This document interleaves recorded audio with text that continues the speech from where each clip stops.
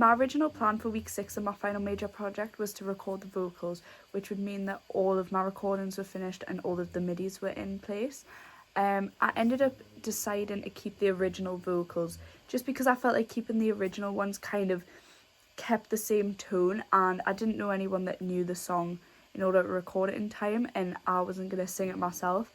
So I slightly changed the plan for week 6, but I thought it would also be interesting to try and mix an original recording. So that way it would be 3 different tracks that I was editing and mixing. You'd have the MIDI, my own recordings, and a recording from the original.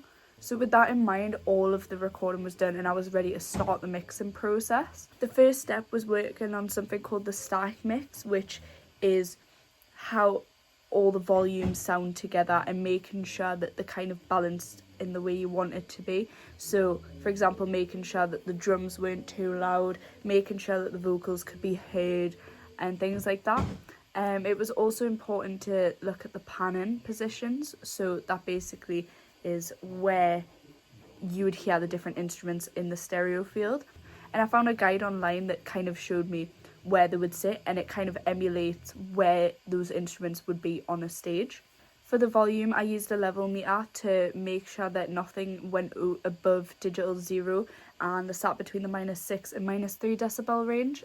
Obviously, I did encounter a problem when it came to the guitar riff because it had taken me quite a few recordings to get one that I liked, which meant I had loads of different recordings stacked on top of one another. And when I went to go copy and paste it throughout the song, it just didn't let me do that. So I had to find a tutorial to copy and paste it, but I managed to do that quite easily.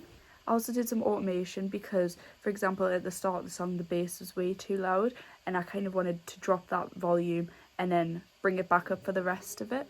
And for my additional research this week, I started looking in the next step of the mixing process, which would be top-down mixing, which I found out is basically the process of adding some things like EQ, compression, and you add that to the master track, and it kind of makes the whole song sound cohesive before you start looking into the individual tracks. When it comes to my original plan, I think I am on track to getting it done in the time frame that I want it to be, and I think I'll be able to get it done within the deadline.